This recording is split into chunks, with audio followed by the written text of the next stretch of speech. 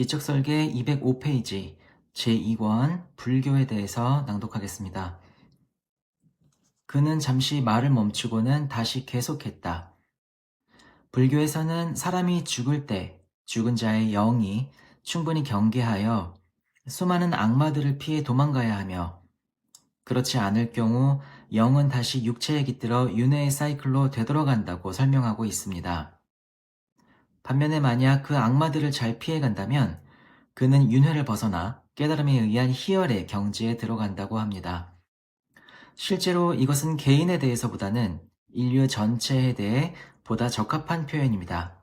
왜냐하면 인류는 어떤 선택의 기로에 설 때마다 자신을 윤회의 사이클로 되돌아가게 만들고자 하는 악마들과 싸워야 하기 때문입니다. 여기서 악마들이란 동료 인간에 대한 또는 우리들이 살고 있는 자연 환경에 대한 공격심을 말합니다. 또 깨달음을 통한 희열의 경지란 과학이 인류에게 봉사하는 문명의 황금시대, 즉 지상 낙원으로서 과학기술의 도움으로 장님이 볼 수 있게 되고 귀머거리가 들을 수 있게 되는 시대를 뜻합니다. 인류가 이러한 악마들에 대해 충분히 경계하지 않는다면 다시 태어나는 사이클로 되돌아가서 원시 상태로부터 다시 시작하지 않으면 안 될 것입니다. 그리하여 또다시 고뇌에 넘치는 투쟁의 세계 속에 살면서 조금씩 진보된 사회를 향해 서서히 나아가게 되겠죠.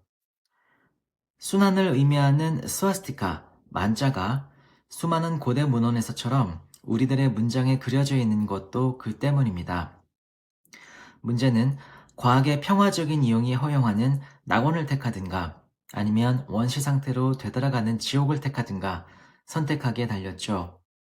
만약 원시 상태로 되돌아간다면 인간은 자연을 이용하고 지배하는 대신 자연에 복종해야 할 것입니다.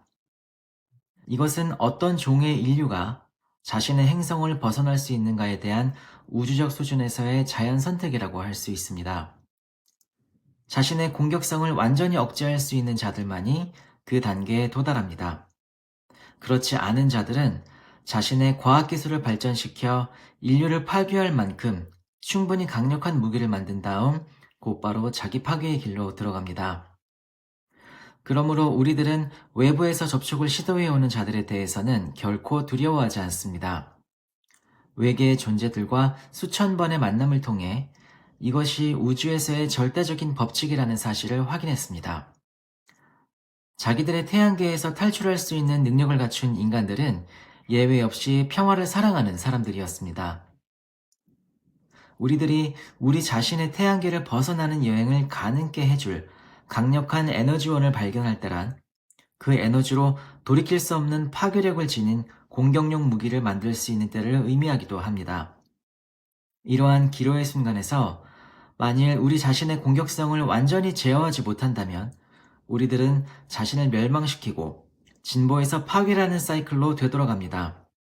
그러므로 자기들의 태양계를 넘어 여행하는 자들은 자신의 공격성을 극복함으로써 그러한 사이클로부터 이미 탈출했다는 것을 의미합니다. 지구상에서 당신이 살고 있는 지역, 프랑스는 유럽을 건설하기 위해 노력함으로써 이미 옳은 길을 걷고 있습니다. 프랑스는 군대를 갖지 않은 최초의 나라가 되어 전 세계에 모범을 보여야 합니다. 프랑스의 직업군인들은 평화를 유지하기 위한 유럽군의 기초를 놓아야 하며 결국 세계 평화군을 창설하는 데 촉매가 되어야 합니다. 전쟁의 수호자가 아닌 평화의 수호자가 되어 그 이름이 더욱 존경받게 될 것입니다. 잘 알려진 한 나라가 앞장서감으로써 다른 나라들이 따를 수 있게 모범을 보여줄 필요가 있습니다. 프랑스는 징병제도를 폐지하고 유럽을 건설하는 사업에 직업군인을 배치했는데 그렇다고 해서 다른 나라가 프랑스를 침략하지는 않을 것입니다. 오히려 다른 나라들은 당신의 나라가 취한 길을 모방하고 따르게 될 것입니다. 일단 유럽의 군대가 통일되면 유럽의 경제도 단일 유럽 통화를 만들므로써 통일될 수 있습니다. 그런 다음 이 과정은 전 세계로 확대 적용될 수 있을 것입니다. 여기에 덧붙여 첫 번째 메시지에서 언급한 대로 단일의 세계 공용어가 만들어져 지구상의 모든 학교에서 필수 과목으로 가르쳐져야 합니다. 만약 이 길을 앞장서서 가야 할 나라가 있다면 그것은 프랑스입니다. 자기 파멸을 가져올 무기를 축적할 때면 언제나 억제력을 들먹거리지만 어떤 나라가 다른 나라를 억제하려고 할 때 누가 될지 알 수 없지만 그 불운한 행동이 억제력을 공격력으로 전환시키는 도화선이 되어 전 세계를 치명적인 위험에 빠뜨릴 수도 있는 것입니다. 인간은 과거를 기반으로 미래를 생각합니다만 이것은 잘못입니다. 과거는 그저 웃어 넘겨야 합니다. 과거를 토대로 현재를 구축한다기보다는 현재를 토대로 미래를 구축해야만 합니다. 선진국의 사람들이 원시 상태를 벗어난 지는 겨우 30년밖에 되지 않았다는 것을 당신들은 알아야 합니다. 당신들은 이제 막 깨어나고 있습니다. 지구에는 아직도 수많은 사람들이 원시 상태에 머물러 있으며 하늘에서 무엇을 보게 되면 곧 신의 현시라고 생각합니다. 또 자연을 신으로 숭배하는 종교가 경제적으로 뒤떨어진 나라에서는 여전히 맹위를 떨치고 있습니다. 나이가 많다고 사람들을 존경해서는 안 되며 지성을 존경해야만 합니다. 그러나 노인들에게는 쾌적한 삶을 누릴 수 있도록 보장해 주어야 합니다. 옛 조상들이 숭배의 대상이 되어서는 안 됩니다.